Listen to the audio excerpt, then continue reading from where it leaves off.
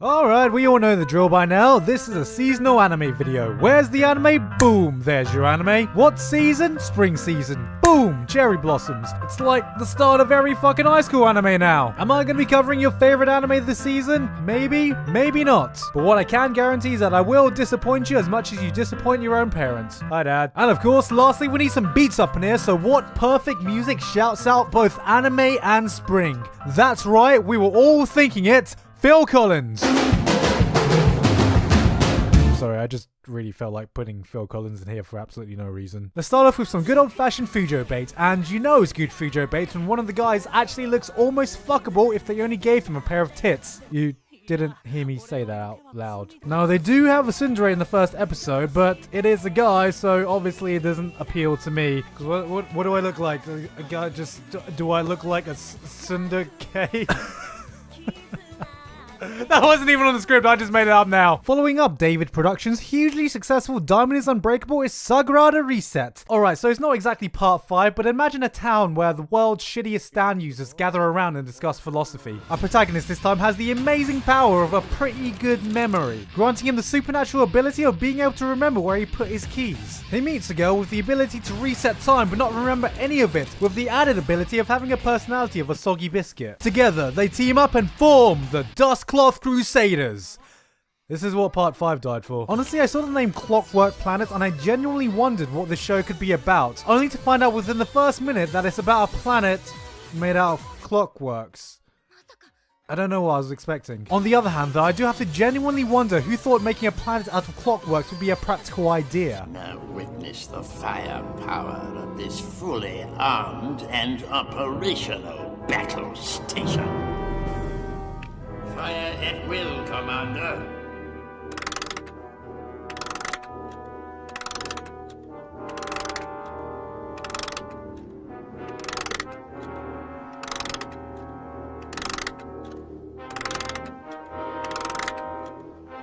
The original Shingeki no Bahamut was a good show, and this looks like a good sequel of a good show with a good OP and good animation. Yeah, it's pretty good. Kind of like Saikano, How to Raise a Boring Girlfriend, which was also a good self-aware harem show that I haven't quite finished the first season yet. So why don't we just all dance around this ball of adequate goodness that all these sequels are giving us? Eromanga Sensei is one of those shows you've probably seen a lot of random images and gifs floating around a lot, but what's it actually about? Well, for those of you who are unaware, it's a long-awaited patch to Orimo. Now, I know this may just look like a basic reskin. I mean, it still has the same otaku incest bait premise that drew us in initially, and the maps do look very similar. But if you check the official patch notes here, you can see that it's not just a reskin. There are some balance changes with the waifus to make some of them more desirable this time, but the biggest change, as you can see, is how people were unhappy having to pick between Kirino and Kuroneko. So what they did was just kind of combine the two of them into one character, which many people are saying is going to make her pretty OP, especially with the incest buff, but in my opinion it's still too early to tell at the moment. They did, however, make all the characters 12-year-old lollies. A controversial move, I know, but I suspect that's to do with the preparation they're making for the new Chris Hansen game mode they're developing. Seriously though, this show is absolute trash, and so is anyone who likes it. So does anyone want to join me in this trash bag? But what can I say? I'm having a good time. Though, you know, I also kind of enjoyed Orimo, including season 2 and the ending. Hello? Is anyone still here? Anyone? Oh wow, I can't wait for the episode where they reveal to us that Boruto was Naruto and Sasuke's kid all along. Let's be real here. We all expected Boruto to suck. Really suck. It was milking a franchise that was ready and waiting to die, so it really has no right being this enjoyable. It has the perfect balance of nostalgia for those of us who grew up with the characters, but feels fresh and new enough that it's like we're re-experiencing why we like the series to begin with. It's like we've been seeing this beloved dead horse being beaten for about 5 years now, and just when we're all ready to let it go, they give it one last beating, except out of nowhere the horse gets up and starts running. But this time it's not just a horse, it's a majestic fucking unicorn flying over the rainbow, and it is glorious. And now we can just wait for that unicorn to fly into 10 seasons of filler and start the cycle of disappointment all over again. Oh shit, it's what's the name of the show again? I'm just kidding, it's Attack on Titan, who Who fucking knew? Now, I know it's only been a quick 4 years since the hype train had its pit stop, but I genuinely like the direction the season has taken. The horror mystery aspect feels like a nice change of pace. Titans are genuinely terrifying again, and we're not putting all the focus on some little punk-ass bit. The opening's not as good, but of course it's not, because nothing will ever match the first one. Also, can we please talk about this? Actually, let's not. Look, the bottom line is we only have 12 episodes, so will we finally find out what's in Eren's basement?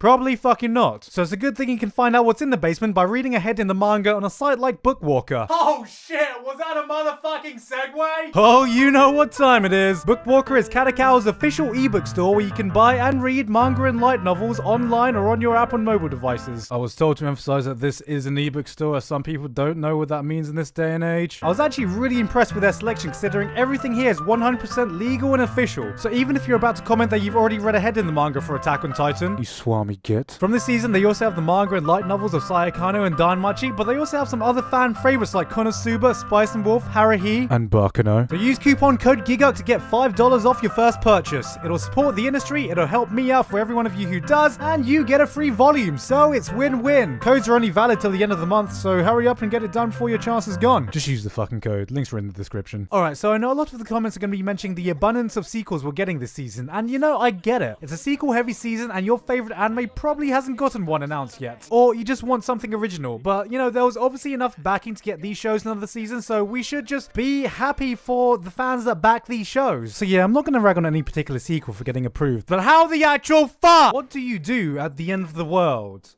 Are you busy? Will you save us? Has every author literally stopped giving a shit about their light novel names now? Alright, I fully admit it. I didn't really want to give this one a chance because it's another light novel adaptation of another fancy setting with a stupid fuck-off name. So if it ends up being great, I'm sure you'll all be here telling me how wrong I am. And hey, while you're at it, why not throw Grand Blue Fantasy in there too? And I guess Recreators too, as we have yet another loser nerd being sucked into a fancy world. Wait a minute, is that a giant robot? And did she just summon a Tommy gun and use a sword to play it like a violin as a weapon? And wait, is this Hiroyuki Sawano? And what the fuck is that Gale Babylon with rocket launcher? Guys, I don't know what's going on, but I think I just came. Alright, so this was balls to the walls awesome, and I'm not sure why more people weren't talking about this. I mean, instead of a guy transported to a fancy world, how about a fancy world transported to a guy with giant robots and rocket launchers and whatever the fuck this attack is? The only thing that could have made this first episode better was if we had the Sawano drop. You know the one I mean. That one song in every Sawano OST that's just like... So judging from the cover, what I expected from this show was a feel-good slice of life about a wise old man bonding with a young girl. What I didn't expect was a wise old man bonding with a young girl who's actually an Elfen Lied style lab rat escapee, being chased by a mysterious organization and crappy CG against other adorable lab rats, while the old man's just there teaching life lessons. Seriously, this old man is the best thing about this show because there's all these anime tropes being thrown around in the story and he's just like, I don't have time for this stupid anime shit. Honestly, we should just all go to Japan and adopt a grumpy elderly Japanese man to teach us life lessons because I honestly can't think of anything more I need. So you know that moment when you graduate from college, you're in mountains of debt and it's impossible to get an entry-level job no matter how many interviews you go through? That wasn't a joke. PA Works are back at it again with a show about young working women working. Yep, it's not cute girls doing cute things, but working women doing working things. But instead of a meta look at the anime industry, this time it's a charming tale of a city girl getting a job in a rural town, where everyone is friendly and we have adorable elderly Japanese men. Seriously, someone get me my own elderly Japanese grandpa right now. So I'm sure anyone who took a quick look at the title of the show and the studio it came from could easily assume that this has something to do with Re:Zero. I mean, just look at the fucking titles and they're both fancy shows as well. But I assure you this has absolutely nothing to do with Re:Zero at all. They are not connected, and any such connections are only just in your head. And I think that's pretty much everything worth mentioning this season. Again, thank you to Bookwalker for collaborating with me with the vouchers this month. So make sure you use coupon code GIGUK while you still have the chance, because it's been a pretty good season. A nice mix of new and sequels, and you know, I mean, we have Attack on Titan, so I mean, who can fault that with the Attack? Hold on a second, aren't I forgetting something important?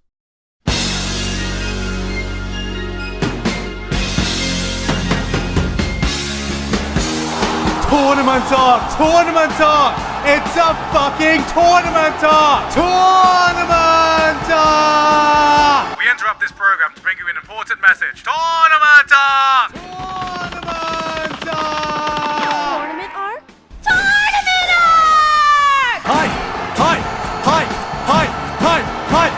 Nah, I don't think I've missed anything.